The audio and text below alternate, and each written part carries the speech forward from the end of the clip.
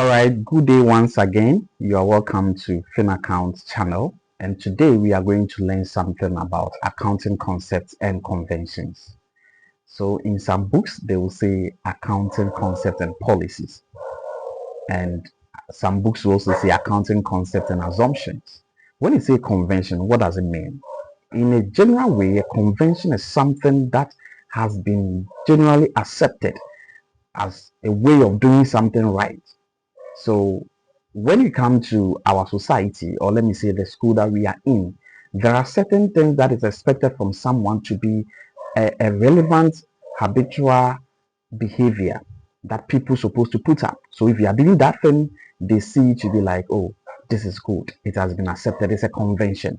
So in accounting, we do the same thing. There are certain practices that have been accepted as a way of doing things, as a way of reporting, and as a way of making sure that the right things are being done on the face of financial statement.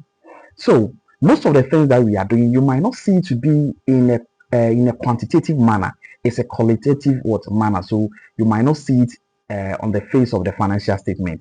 But let me tell you, it's a good way of practicing accounting. And these concepts or conventions are practical. It has been accepted by the accounting body worldwide or global.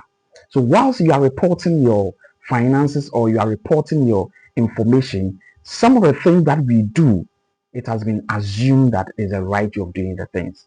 And because we don't have enough time, I'm going to limit our discussion to these five main forms of accounting concept and convention.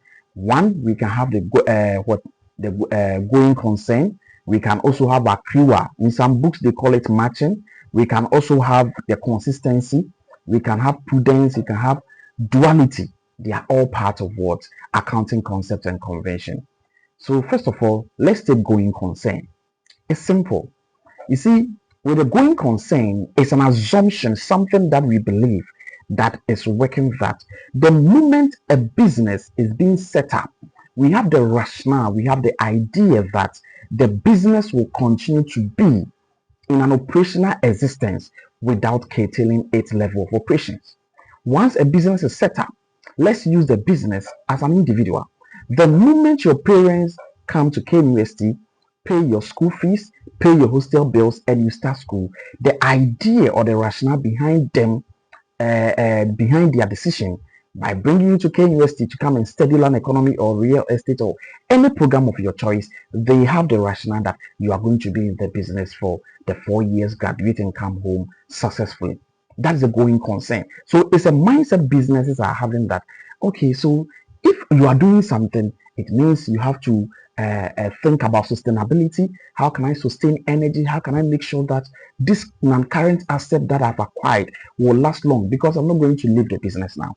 So the moment you have that thing in your mind, you are practicing what we call going concern. The going of the business becomes your concern, and you are doing everything possible to make sure that you ensure the sanctity and the long-lasting nature of the business. That's going concern. It has a lot of advantages and disadvantages. Once you have the mindset, or employees in the business know that they are working under the auspices of going concern, then they begin to think that, oh, then you continue to be in business, and therefore you have to safeguard the properties or the assets that we have. And also another thing is that we want to fulfill our mission and vision. So if there's no going concern, you can't fulfill this thing. According to research, it takes averagely 5 years for a business to even break even. But since you have the mindset that, oh, we are going to be in an operational existence, then it's a good idea they will continue to do that. Another thing that I want to talk about, aside the going concern too, is accrual concept. Accrual can be taken from the word accrued, outstanding, owings, due, unpaid. So in accounting, we have this concept that revenue and cost must be matched. And also, you must also understand that in accounting, revenue is earned and expenditure or expenses is also what incurred. So in, on a normal grounds, We believe that revenue should be earned not only when cash is being received.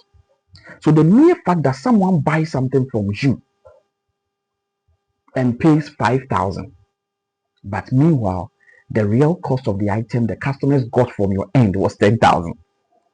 Sales girl will record 5,000 because that is how much she was being paid, 5,000. But the real cost or value of the item that your customer got or bought from your shop was 10,000. Accountants are saying that you need not to just record only the 5,000 cash that you received. You must record the 10,000 because that is the actual cost or value of the items your customer bought from your end. So Accrual concept is saying that income or revenue must be earned not only when cash is being received. So if you rely on the fact that your sales girl took 5,000 from your customer, so your sales girl is going to record 5,000, that person is abusing the concept of what? Accrual. Let's come to the expenditure or expenses. This concept is saying that expenses must be incurred not only when cash is being paid.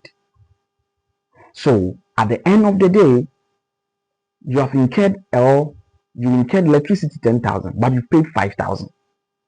You can't tell me that because you paid 5,000, the expense is 5,000. No, it's supposed to be 10,000. Just like the revenue or the income that we just discussed. So it's very, very important that you see, in computing profit or loss, or when it comes to our income statement, revenue earned must be matched against what the expenditure you incurred. That's why when you take your income statement, the first portion is a revenue. Revenue will come first, then the direct cost will follow, then the indirect cost will follow. So always we are matching our revenue to our cost. Some of the advantages of this concept is that users can make meaningful comparison of the state of affairs of the entity from one year to another. It helps you. That's why if the expense doesn't relate to this year, especially prepayment, we say subtract or reduces and take to the following year. If it's owings, we say you've enjoyed the service and it must be matched against that year, then you add it. So all these things are very, very, very important. Let's move on to the next one. I will say prudence. Prudence concept is so simple. Someone's name is called Prudence. So this concept states that as an accountant, you must anticipate future losses more than future profits. So you visit certain organizations and they go like the accountant is mean, the accountant is very, very difficult. Sometimes you want money and he or she doesn't want to give us the money. No, accountants have been trained that think about the future. Think about the future. Anticipate, be cautious. Or if there's a selected way of doing something that you think it can give a conservative presentation of the business financial position, go by that way. The mere fact that you are doing accounts and after your operations, you've seen that you've gotten some extra money, 10,000 or 15,000. You don't know where that money is coming from. Accountant is saying that don't go and chop that money. It's not for you. What if the following day or the following period you are doing your accounts and it doesn't balance? So always find a conservative way of doing things. So be prudent. And that is why one of the main reasons why you are being prudent is you have to create provisions, because you might never know. Create room or allowance for bad debt. Anything can happen. Those who are owing you, some of them can come and tell you that, oh, or you hear that the person has traveled or the person is dead. Currently, as I'm talking to right now, in our organization, we had one customer just last week. One of our staff, marketing officers, went there, and the report that came was that he was owing us for 3 months or so. We needed to take some steps to recover those debts. The report that we heard was that the man is dead. So, do you know the reason? We created provision for doubtful debts, and management sat down and got to know that the way this person is delaying and today he's sick, anything can happen. That's prudence. Okay. The next thing that I want us to talk about is the business entity concept or separate legal entity. In law, in accounting, we see the business to be an artificial personality. We see the business to act on its own. Let me give this insight. Do you know that if you go and trade with a company limited by liability, The company is being seen as an artificial person, and therefore, if the company is owing you, you can't go to the company's boss or director to go and demand your money. When you go to the court will demand that you sue the company, unless that the things that you want to do is above the practices and the conduct of the directors involved in this, that the court will lift the corporate veil. You have to sue the company. You can't sue the individual because they borrowed the money from you in the name of the company, not their name. So when you are dealing with businesses, companies, you have to understand that you must go according to the fact that you have business entity concept. The business can sue and the business can be sued. It can buy asset or acquire asset in its own name and dispose of asset in its own name. So it's very, very, very important that you have to pay attention to the business entity concept or separate legal entity. It's very, very important because one of the main important is that limited liability company, separate legal entity could help protect the owner's own assets. Okay, you can't come and say that I have car, my company, my company is owing you, so you want to come and take my car. No, when you go to court, it won't be the way you say it. So it's very, very important.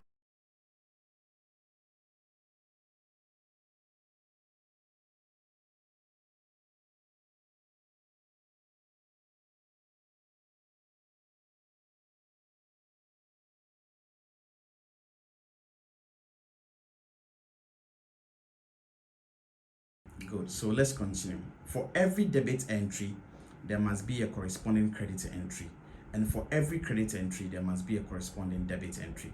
That means duality is very, very, very important. Every transaction you get either is going to affect two or more accounts, and it will affect the debit side and also affect the credit side of different accounts. So it's very, very important that even in your recordings, if you do recordings in such a way that you record part of the recording, the transaction, and you don't record the other part of the transaction, you are abusing the concept of duality. Okay, so at this juncture, I wanted us to go through some questions, some scenarios that are very, very important. There's a company that is undergoing a lot of stress, and with your knowledge in accounting concepts and convention, I want you to help me identify these accounting concepts, and you can define accounting concepts and convention. And also, if you're able to identify the type of accounting concept and convention, you can state some of the importance and the disadvantages of this accounting concepts. Very, very simple. So one, the first scenario, despite the decline in sales, the owner believes that the business will recover in the long run. In the long run, with new marketing strategies, financial acumen, and product innovations. However, the current financial statements show significant losses. Upon everything, the business is losing, things are not going on well, but the business owner is saying that he's still going to bring financial acumen, people who have the strategies to help improve the affairs of the company or the organization. We are talking about going concern. The mindset, the idea that, oh, things are not working, but I'm going to make sure it works better. That is going concern. Two, Napok Enterprise received an order for goods worth 10,000 Ghana cedis, which it delivered to the customer. However, the customer hasn't paid yet. What should come to your mind? Accrual. Because the person hasn't paid, the person is owing, and you have to recognize it as well. So, the owner uses the same bank account for both personal and business transactions. However, the financial records are maintained separately for personal and business expenses. We are talking about separate legal entity. The affairs of the business must be separated from the owner's own. So if you have a bank account, the owner can't use that bank account for the business bank account for his personal transactions. No. NAPOC, that's 4. So I said a 3 is what? Separate legal entity or business entity concept. NAPOC Enterprise recently received, as the owner, a substantial order from a new client, but the client's creditworthiness is uncertain. We don't know whether the person can pay the debt or not. It's uncertain. So management decides to recognize the revenue immediately upon receiving the order, assuming the client will fulfill payment obligations. Here we are talking about prudence. We might never know whether the person can pay or not, but we will definitely make a provision. Since we've been able to recognize the revenue, then Prudence will tell us that no, we like the credit worthiness of this person is uncertain, so we have to make a provision. The last one, then we are done. NAPOG Enterprise sells merchandise to a customer and receive cash in exchange, recording both the revenue from the sale and the increase in cash. Unfortunately, Nana Poku recorded only the increase in cash. Duality concepts. When you do it here, you must do it here as well. So it's very, very important that you understand this basic concept. It's very simple, it's not difficult. If you have any question, feel free to come to the comment section, give me a comment, and also give me a thumbs up and subscribe to the channel. I love you all. Bye-bye. All right, so let's continue with the video. I've already discussed going concern. I've discussed Accrual, Prudence, business entity or separate legal entity concept. We can also talk about consistency. So you being consistent means that you are sticking to a particular procedure of doing things. An example is the depreciation of an asset, the method you are using as an accountant. If you are dealing with reducing balance method, deal with that every year. If it is straight line method, deal with it every year.